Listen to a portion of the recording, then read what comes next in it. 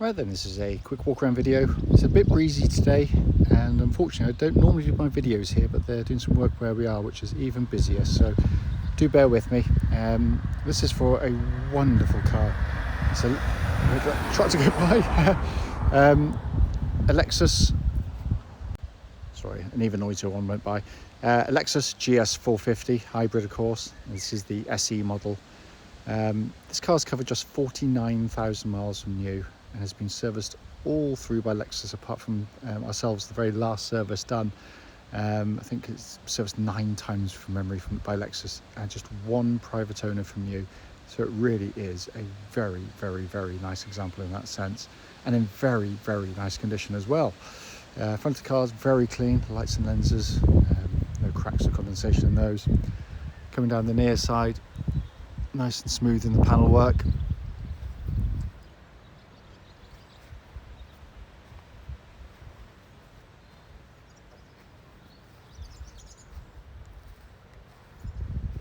By the way, I always do it in the shade if I can. It's not to hide anything, it's quite the opposite. It shows up much more clearly in shade than it does in direct sunlight. So, and on the back of the car again, very clean and tidy. It's obviously the odd minor little mark which you're going to get on any car that's 11 years old, regardless of mileage, but it's very, very original.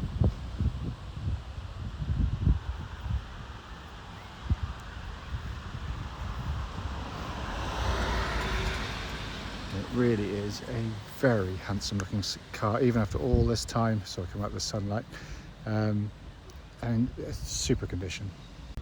Coming to the back of the car, beautifully finished boot as you'd expect of a Lexus. They build these things very, very, very well indeed. Coming to the back of the car, lots of leg room, sumptuous interior, and beautiful leatherwork in terms of the colouring and the colour combinations. It looks absolutely beautiful.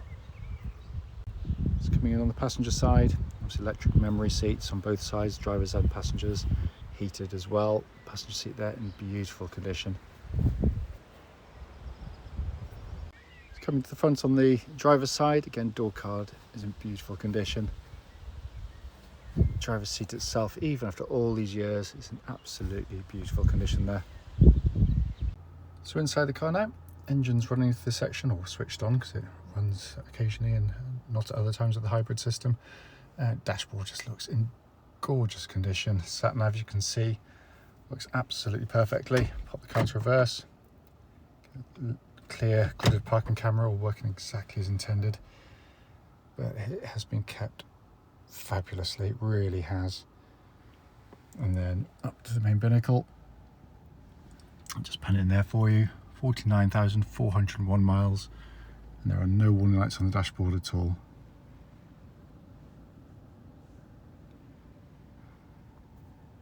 So finally, just to show you, owner's manual pack and lock and wheel nut key, all here and present with the car. Right then, this is a quick road test video for a quite lovely car actually. This is a Lexus GS 450, it's the SE model. This particular car is registered RJ11NHA and with a mileage of just 49,394 recorded. The reason for doing all of our videos, and especially actually this road test section, is to ensure that if anyone's online, they actually get to see the cars we're advertising in operation. And as I always say, the reason we feel it's important is because we know to our cost, unfortunately, just how frustrating it can be to go and see a car which can look perfectly good in photographs or descriptions, only to get there and find out when you drive it's got a fundamental issue which you'd much rather known about before setting off, so hence that's why we do it. Also done on these lovely quiet country roads very close to our premises. This actually forms part of the road test route we take our customers on. The reason for that is we hope it'll then be representative of what you'd feel yourself should you be offered a test drive in the car. So coming to the car, hopefully by this time I've done the walk around video which we attached to the start of the video, so it goes slightly back to front, so you know all about the car, but it is worth repeating. I mean, it's a fantastic car in every way in terms of its ownership. One private owner, full Lexus service history right up to the service we've just done. It wasn't quite scheduled, but we'd like to do it, make sure everything's good before the car goes. And with such a low mileage, you'd expect it to be good, and it doesn't disappoint, but they never do. These are extraordinary cars. I did quite a long video on one recently because I've been lucky enough to have a couple in a relatively short period of time, which isn't always the case, because most of them have been to the moon and back, which isn't really what we buy. But coming to this car, first things first, obviously press the power button. It whirs silently into life. This is what Lexus refer quite rightly as a self-charging hybrid. So basically what they're trying to tell you is don't worry about it, just drive the car like a petrol car. Fill up with petrol, run out of petrol, fill up with petrol, simple as that. Or don't run out, obviously. It basically just taking away that kind of anxiety, electrification of running out of battery, that kind of thing, which it can't do. It regenerates itself by backing off the throttle, hitting the brakes to regenerate the power, so you can't run out. If you've never driven one, in for an absolute shock. I mean, they are astonishing cars. When you put it all together, the hybrid system, the Lexus V6, the gearbox, I can't think of anything in its class that can propel you along, especially at sort of slow speeds and junctions where cars can be clumsy and cumbersome and get sort of caught in between gears. This is just so ridiculously smooth and pampering and silent. It's amazing. But when combined with the hybrid system, you've got, I think it's 320 odd horsepower. It's a lot of power.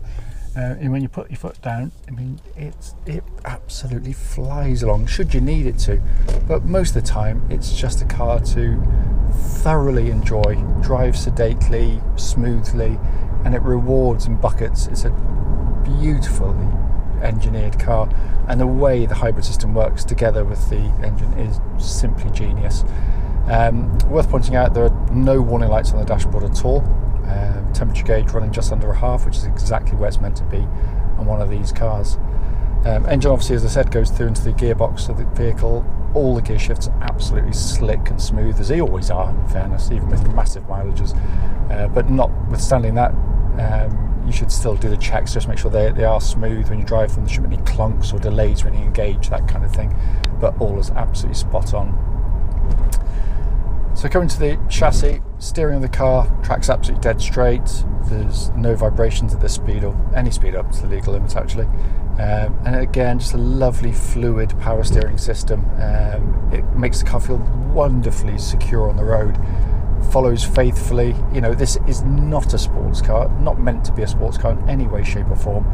But what it does brilliantly. It gets you from A to B. You can go a decent leg and the chassis will respond. It doesn't flop about or float. It can be keen when it needs to be, but most of the time it just wafts you along unbelievably comfortably. It really does. There's no noises coming from underneath the vehicle that shouldn't be there, any rattles or clonks or anything like that at all. And the brakes, I'm just going to give them a good shove now. Nice solid brake pedal on the car. So all in fine order. It's going to be going in for an independent MOT hopefully later today, if not tomorrow. So all these things are going to be checked quite clearly anyway. Coming inside the car, we just splashed my car. I'm not sure he managed to do that. There's no water about. Coming inside the car, first things you reach with is a level of build quality which it's in a league of its own in that sense, because some other cars, notably some of its direct competitors actually can feel, and they are, they're beautifully bolted together, but build quality is not so much about the initial build quality, it's about how it all stays together, how does it all keep functioning.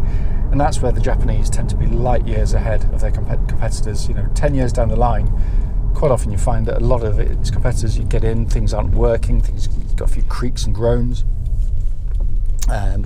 Whereas with Lexus, it is one of the finest built cars you'll ever experience. It is amazing, and it's a lovely place to sit. First of all, you've got this lovely two-tone interior, which particularly on darker days just brightens up the interior to a degree, but it's very tastefully done. But on hot summer's days, you don't get that roasting interior that you get with full black leather.